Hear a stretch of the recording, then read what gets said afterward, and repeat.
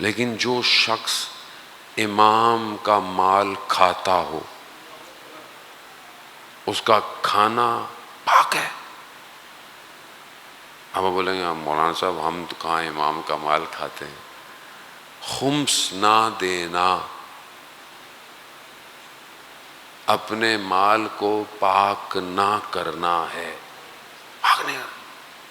آپ کے مال میں امام کا حصہ ہے اور آپ کھا رہے ہیں, کھائے جا رہے ہیں, کھائے جا رہے ہیں.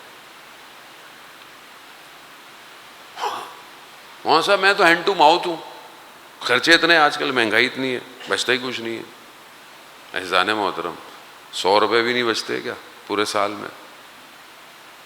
10 روپے بھی نہیں بچتے. امام یہ تو نہیں کہہ رہے کہ اتنے دو لاکھوں ہوں گے تو نا. امام کے نزدیک لاکھوں کوئی معنی نہیں رکھتے. امام کے نزدیک نیت. وہ بی بی شتیتا جو نشاپور کے پاس رہتی ہیں, جن کا مرقد بھی ہے, جب نشاپور والوں نے 7ویں امام کو خمس بھجوایا تو اس خاتون نے صرف ایک سکہ بھجوایا اور لوگوں نے پوٹلیاں بھجوائیں دھرم و دینار کی. امام نے ان سب کو لوٹا دیا, صرف اس ایک سکے کو رکھ لیا.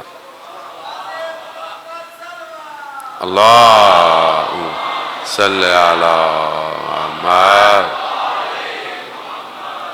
اب یہ کیوں؟ کیونکہ وہ خلوص سے, وہ پاک تھا, باقی میں ملاوٹ تھی. اور بعد میں امام نے اس خاتون کے انتقال پر کفن بھی بھیجا, خود بھیجا.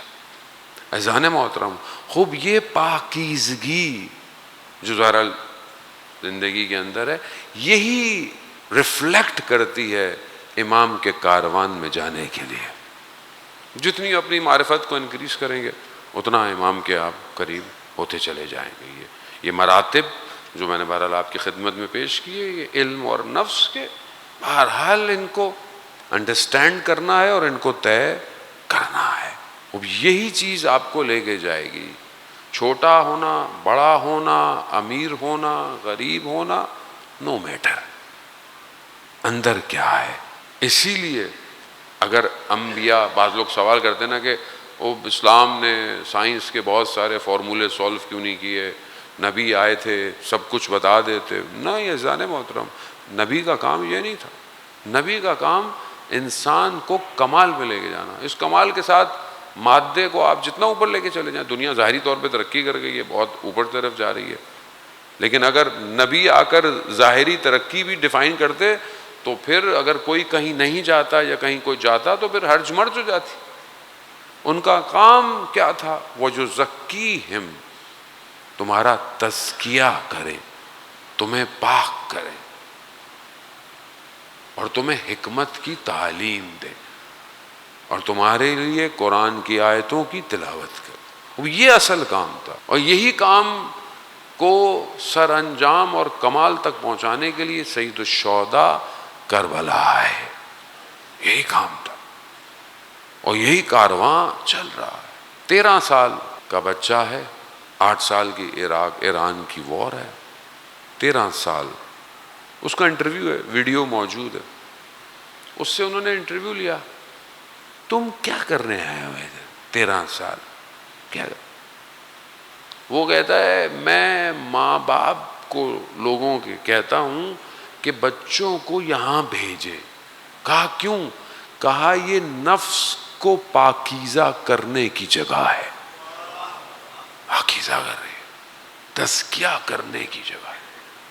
کوئی انسان جب دنیا کا خوف ختم ہو جائے اور صرف خدا کے خوف کی طرف چلا جائے, اذان محترم حدیث و روایات بھی کہتی ہے کہ جو شخص خدا کی اطاعت کرتا ہے لوگ اس کی اطاعت کرتے ہیں.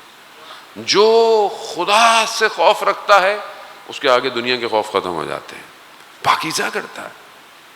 کربلا کا راستہ پاکیزگی کا راستہ ہے. وہ 13 سال کا بچہ کہتا ہے یہ پاکیزہ ہونے کی جگہ ہے, یہ نفس کی تربیت کی جگہ ہے. وہ آپ دیکھیں ان کی زندگیوں میں کہ رات کو مناجات پڑھتے ہیں, صبح اٹھ کے زیارتیں پڑھتے ہیں, تہجد کی نمازیں پڑھتے ہیں.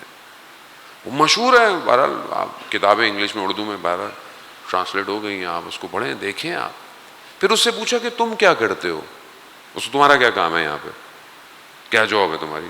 اس کا کام تھا مائنڈز کو ڈی ایکٹیویٹ کرنا، مائنڈز جو ہوتی ہیں اس کو ڈی ایکٹیویٹ کرنا۔ 13 سال کا۔